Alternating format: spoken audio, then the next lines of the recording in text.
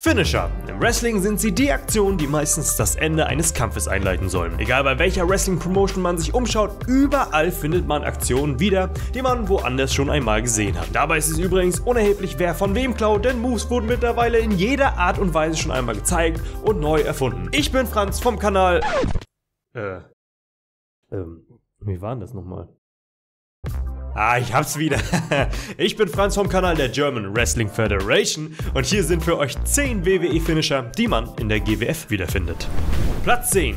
Death Valley Driver. Der DVD ist wahrscheinlich einer der am häufig genutzten Finisher im Independent-Bereich auf der ganzen Welt. Aber auch bei Marktführern nutzten Leute wie René Dupree, The Godfather und auch Tommy Dreamer diese Aktion. Letzterer hatte sogar 2017 ein Match gegen Pascal Spalter. In der GWF nutzen Tarkan Aslan und Wesner diese Aktion, um ihre Matches zu beenden. Aber auch der Kroate Chris Jokic hat mit seiner Aktion The Falcon Vision eine Abwandlung des Death Valley Drivers als Finisher für sich entdeckt.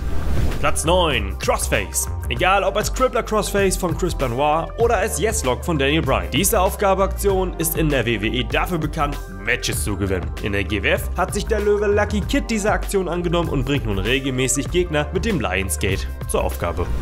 Platz 8. Air Ray Crash. Bekannt in der WWE wurde diese Aktion unter anderem durch Fit Finlay, der Matches mit seinem Celtic Cross beendete. Heute sieht man die gleiche Aktion unter dem Namen White Noise von seinem Landsmann Sheamus. In der GWF wird diese Aktion häufig vom Blue Nikita genutzt, sowie vom Hardcore Hungarian Dover, der regelmäßig mit seinen Gegnern spazieren geht. Und zwar mit dem Hungarian Wanderer. Platz 7. Rock Bottom. Falls ihr dann wirklich mal gerochen habt, was The Rock gekocht hat, dann war es nun mal meist sein Finisher, der Rock Bottom. Neben dem People's Elbow steht für keine Aktion so sehr für den Hollywood-Star. GWF-Fans sehen diesen Move von Chris Colen als Austrian Pancake, welcher ihm zu seinem ersten GWF World Title Sieg verhalf. Platz 6. Trouble in Paradise. Der Spin-Kick von Kofi Kingston verfolgt den Ghana durch seine komplette WWE-Karriere. Von Ghana zu den USA, nach Mexiko, schließlich nach Deutschland. Wir landen bei Orlando Silva, der mit seiner Enchilada... der mit seiner Enchilada-Klatsche schon so einige Gegner bezwingen konnte und unter anderem durch diese Aktion World Champion wurde. Platz 5. Spear. Gefühlt würde ich bis morgen hier sitzen, wenn ich alle WWE-Superstars aufzählen müsste, die jemals den Spear als Finisher nutzen. Edge, Bobby Lashley, Goldberg, Roman Reigns und. In der GWF hat sich Ronaldo Shaqiri diesen Move zu eigen gemacht und hat ihn dementsprechend schon in sämtlichen Variationen zeigen können.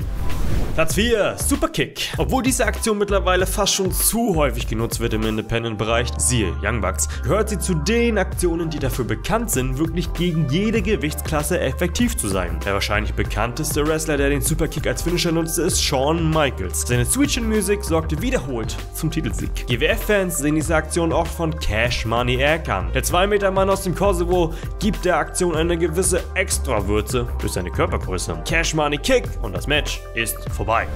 Platz 3. Swanton Bomb. Die Swanton Bomb ist einfach prädestiniert für Waghalsigkeit. Als wäre es nicht risikoreich genug, mit dem Kopf voran ins ungewisse Tief zu springen. Nein, Leute wie Jeff Hardy toppen das Ganze nochmal und suchen sich immer wieder größere Erhöhungen, um Adrenalin geladen auf ihre Gegner zu springen. Bei der German Wrestling Federation kennt man die Swanton Bomb schon seit Ewigkeiten von Mitbegründer Crazy Sexy Mike. Mr. Forever Young taufte diese Aktion übrigens Big Mike mit Käse. Ansonsten gibt es ja noch den Pfeil aus Ungarn, Icarus. Der Mann, der das Battlefield-Match 2017 mit der Startnummer 1 gewann, nennt die Swanton Bomb ebenfalls als Finisher sein eigen und ist ebenfalls für seine waghalsigen Sprünge mit seinem Meltdown bekannt.